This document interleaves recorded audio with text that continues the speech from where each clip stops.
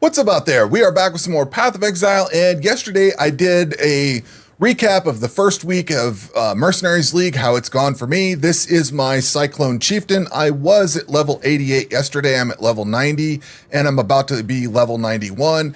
I thought I'd start this video off just showing you a little bit of how the build is going. We're in Delve here. We are in depth 102, so monster level 80.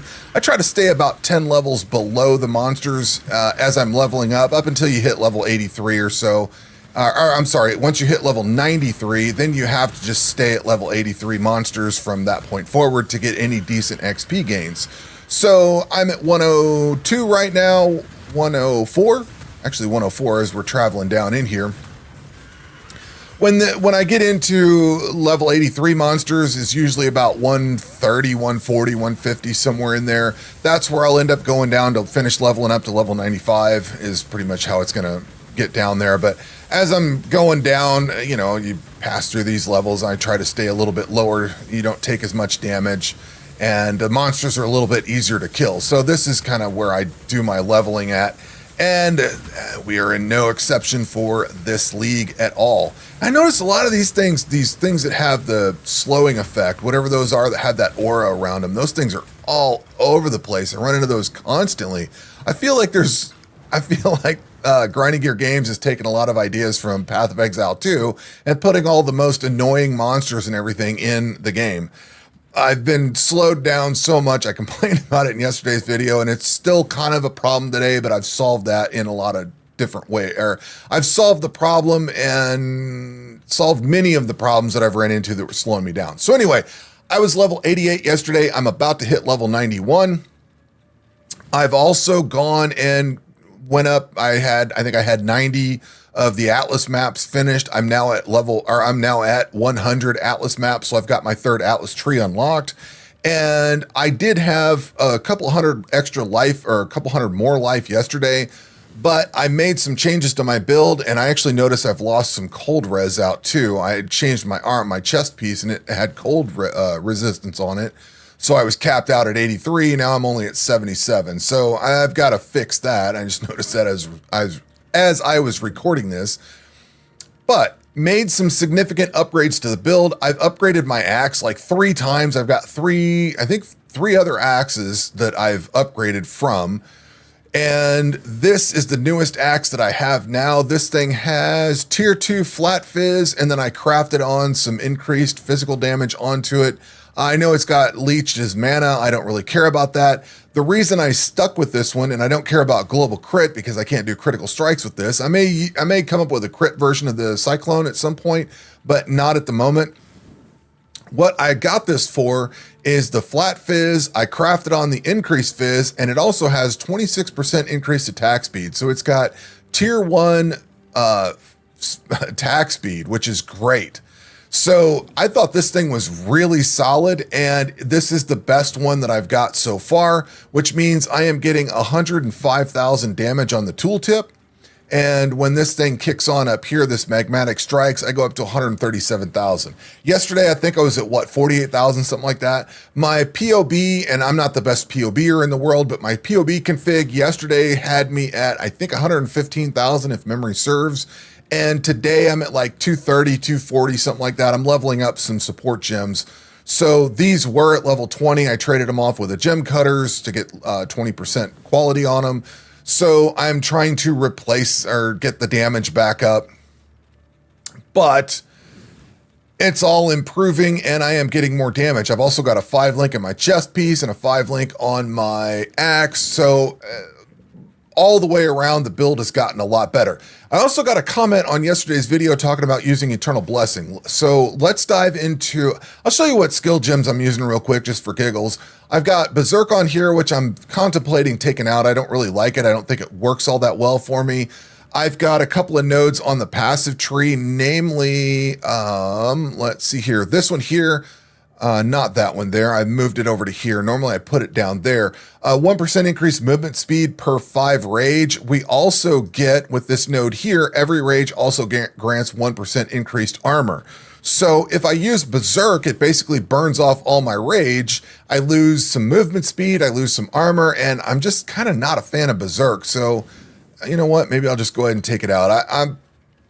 I don't think it works as well with this build as what I was thinking. But I think of Berserk before they made the rage changes a league or two ago, whenever they did all that, whenever the melee stuff got reworked, and it might have even been Settlers, it's so long ago. The way it was before, Berserk actually worked really well and you got a big damage bonus out of it. I feel like it's kind of just not that great. Maybe it's not that great for this particular build, but I've had it. It's leveled up. I don't know. I'm just going to yank it out. A lot of conversation about something I'm not even going to use anymore, but we've got Leap Slam and faster attacks. I should probably put Culling Strike on here, but I'm not really using Leap Slam unless I need to cover ground or cover gaps or something like that. So it's because I've got a movement skill with Cyclone. So this is just kind of, I don't know, it's there in case I need it. Down here, now you've probably heard this before if you've seen any of my other videos, but when we did the Legacy of Freesia event, I built the Cyclone Berserker a couple of times, and what I did for the Legacy of Freesia is played a Behemoth, and I used the template that I had, my passive tree, for my Cyclone Berserker on the Behemoth, and made a Cyclone Behemoth. The key thing about the Behemoth, though, for the Legacy of Freesia event is that it could not cast spells. So things like Berserk and Automation, Blood Rage, Molten Shell, none of that stuff worked. You couldn't use any of it.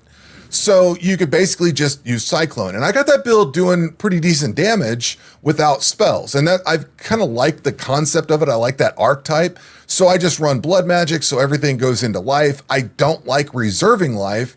And we're going to look at Eternal Blessing. Somebody left a comment on the video yesterday, which was talking about Eternal Blessing, which is great. But I've gotten to the point of going from the Legacy of Freesia version, which had 0 spells in any way, shape, or form, to what I've got now, where I'm not using auras and things like that cause reservation, because I don't want to have to deal with the reservation in my life and losing life and things like that. But I will allow things like Molten Shell and stuff like that, which opens up a lot of possibilities like cast when damage taken, automation, things like that. And that's what we've got here. So I've got automation with Blood Rage and Molten Shell. Those are going. I like this setup. You could do cast when damage taken with Molten Shell, but the problem is you have to limit your cast when damage taken because you don't want it to level up too much to where it doesn't go off. Whereas with automation, your Molten Shells, pretty much every time it comes out of cooldown, it's just ready to go again. And that keeps Blood Rage going. So I like this setup here. I might throw more duration or something on here so the Molten Shell stays up a little bit longer. I need to probably just grab one and throw it on there. But I like that little setup. The other thing that I can do is cast when damage taken. And I like to have Culling Strike on my build somewhere if I can. I've tried it on Cyclone. I don't like it all that much. You know, we talked about this in the video yesterday, but I've now got a 5-link. So I've got cast when damage taken, firing off Blade Vortex. The cool thing is if I take this out and throw off Blade Vortex, it's a little spinning disc in here with the nice little saw blade MTX on it. And when I spin over the top of it, it's kind of right there with Cyclone, right on top of my build. There's been a couple of other spells that I've tried. I didn't like them all that much. There's one that throws like something blades, something or other that throws, it's kind of like a toxic rain that comes down, but it's a blade version of it or something. I didn't really care for that one all that much. Like it blankets an area, it looks cool, but I didn't think it did all that much DPS. And to be honest with you, I don't even know how much DPS this is doing. It's not doing much at all. I don't know. I might need to level up my cast when damage taken to bring that up. It seems to be doing Culling Strike when it needs to.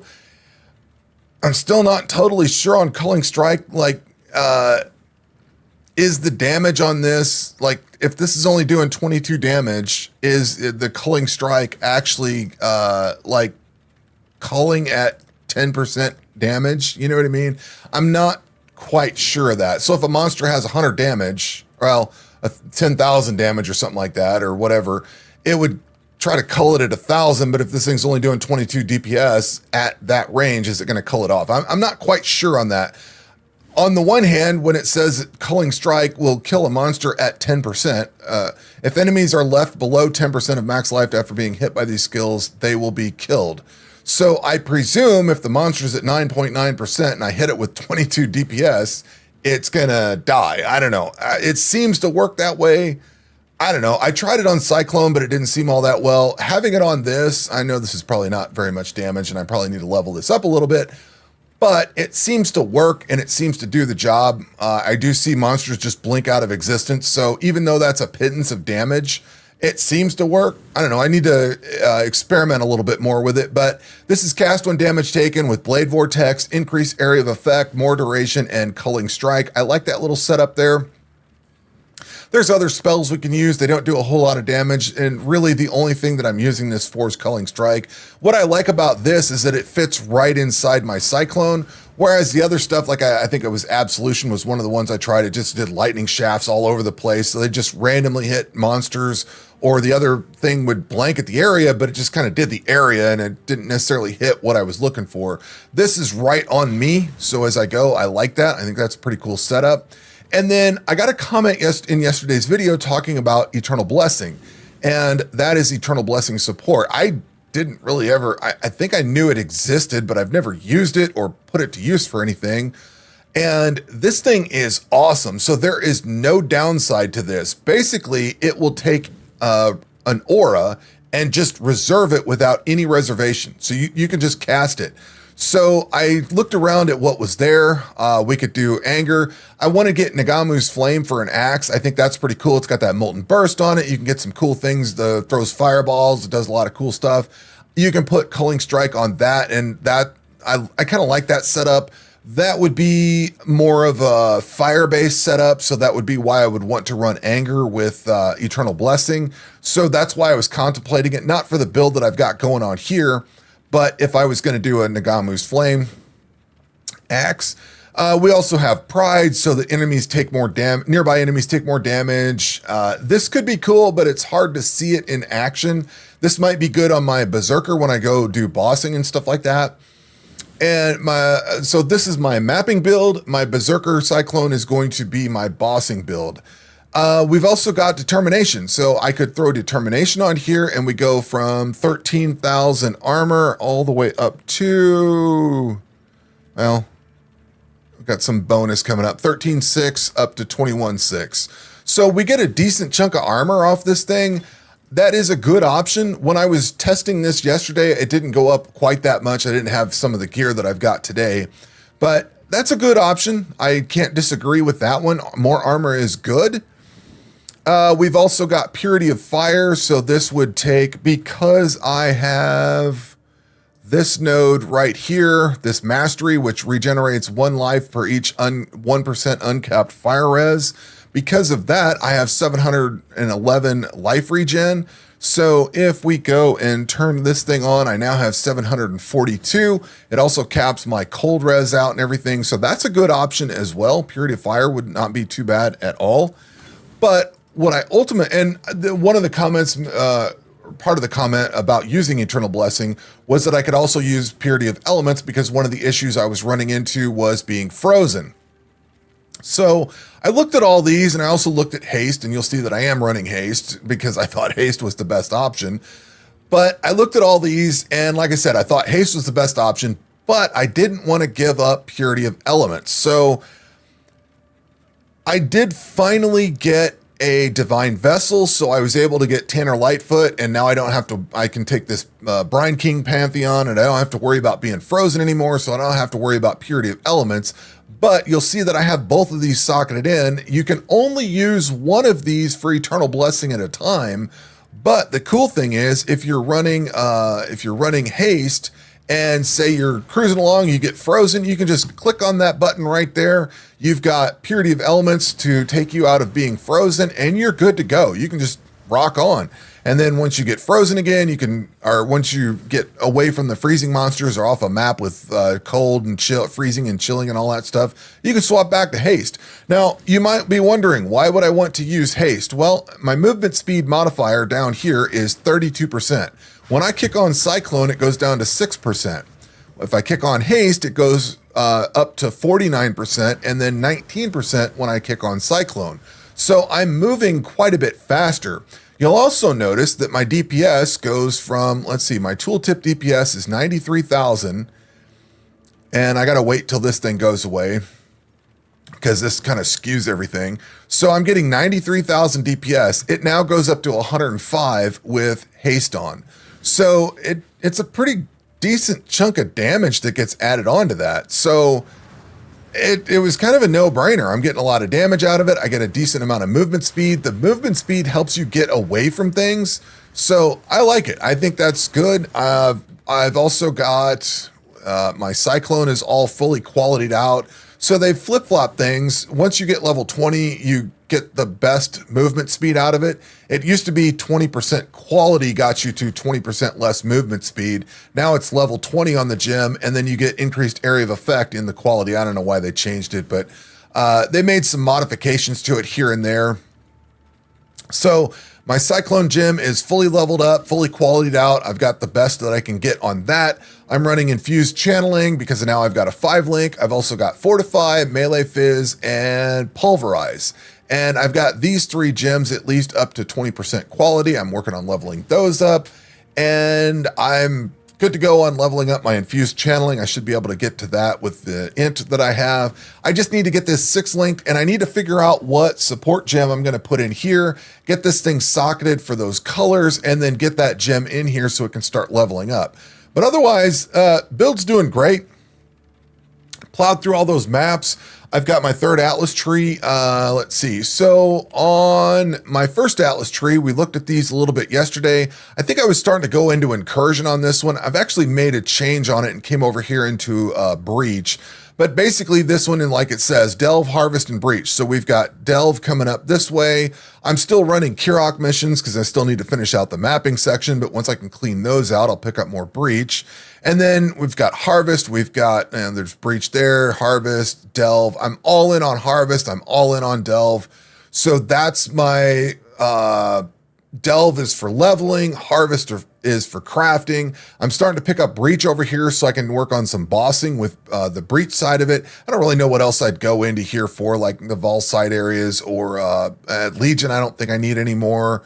The Abyss, I've got it on another tree. I could go into an expedition or something maybe, but I think these will probably be the best options for this this Atlas tree. I've also got this one on my mapping or on my bossing section. So we've got, I've picked up Abyss on here, a big chunk of Abyss. I don't necessarily have everything in here, but I've picked up a decent chunk of Abyss so I can start getting a Stygian Vice, and I've pathed out a lot of the bossing sections. So we've got the Eater, the Conquerors, the Synthesis, we've got Exarch, and then I'm right in the ballpark for the Maven and the Elder, and then the new bosses that we've got over here. So I can start working on those and get a few more points into it.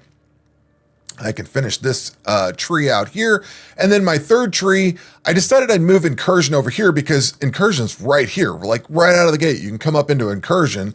So instead of having it on the other tree that came off this way, I thought, well, makes sense to come here. I wanted to pick up Blight because I want to start getting oils and getting some anoints on my amulets and things like that.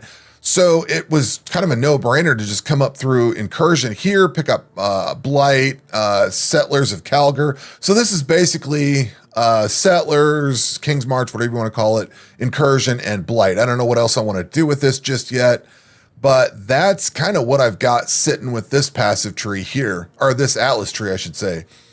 And I want to start working a little bit more, get some more boat trips, boat hauls headed off in King's March so I can get more currency. In SSF, having the town is great because I get good currency coming back and stuff like that. I know there's like uniques and stuff you can get. So I want to start pushing on that. And that's pretty much where I'm at now. I think I'm going to start working on my Berserker Cyclone tomorrow. I've got him started. I've got him sitting in town. I've got a whole bunch of gear that I've got left over. And with the concept of running like Blade Vortex and cast when damage taken with Culling Strike, I think I can start running that at level 38.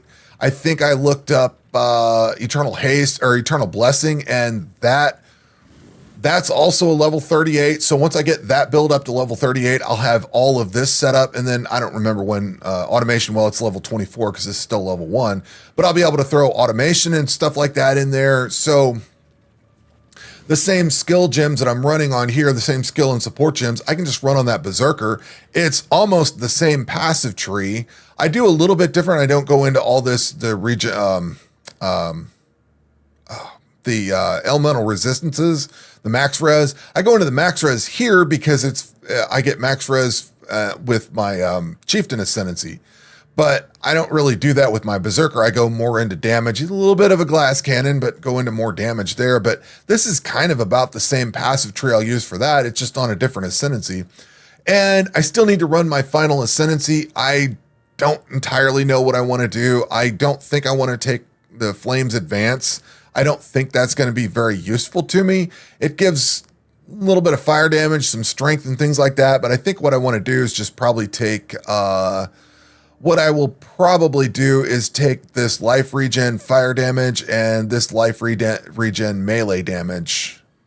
It's unfortunate, but War's Herald is completely useless. I can't use either one of these. Like the Ancestral Call and Fist of War, one's for a strike, one's for a slam. I don't have either one of those, so I'd have to figure something out with that if I wanted to use it. Otherwise, it's just wasted on this build. Sun's Light means I have to be stationary, and that's fire res when I'm stationary. I don't have enough fire damage to really warrant using that. And then War Cries, I'm not using War Cries at all. And this Flames Advance, it's all for fire and stuff like that. So it's going to be probably this life regen fire damage and life regen melee damage, so I get more damage and life regen and stuff out of it. I do have fire damage on my build. Not a ton of it, but I do have some fire damage on it, so I will benefit from that. So it's all good. And if I get that Nagamu's Flame, that I would convert all of my fizz to fire, so those would both help.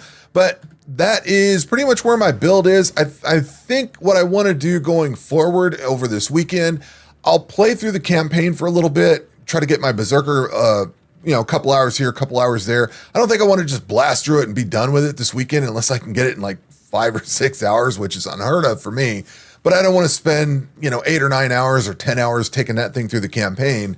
I would rather go work on the additional maps that I have, get some more currency, running incursion, things like that. I like incursion for currency and, running blight for the oils and stuff like that. So I would rather enjoy this build that I've got going on here and continue playing that through the weekend, not solely work on the Berserker. But if I can get that thing online, I can actually start doing bossing. Oh, and before I forget, I died a couple times doing it, but I did fight the Infinite Hunger with this build. I was actually doing decent damage on the thing. I was kind of afraid of it because I was like, well, my build kind of sucks. But after I put all the different axes and stuff on, I swapped my axes out a few times and got all the damage built up, I fought that thing. My damage against it was actually decent. The reason I kept dying is when he comes popping out of the ground or does that big slam on you. I had some bad timing on that a couple of times, but I've survived it, so I should be able to take... I'm guessing I could probably take the Eater or the Exarch down, one of the two. I struggle with one. Sometimes, depending on my build, I might struggle with one or the other, but I may push into trying to fight those. I also need to get more of my maps done. I've still got a couple of tier 16s. I did run, I've ran a tower map. I've ran, the Lighthouse is tier 16. That one sucks, but I have not... Well, Crimson Township, that one really blows. I don't like that one. Canyon, I haven't gotten completed yet. I think I've tried it once or twice, but I have done some tier 16s with this build. And once I get some of this stuff leveled up a little bit further, we'll have a little bit more damage. Probably 250,000, 275,000 damage by the time all this stuff levels up and all the gems with quality level up. But anyway, starting to ramble on. Everything's going really well. Looking to go in and having a really good weekend with this, but that is going to do it for this video. We will catch you on the next one. Take care.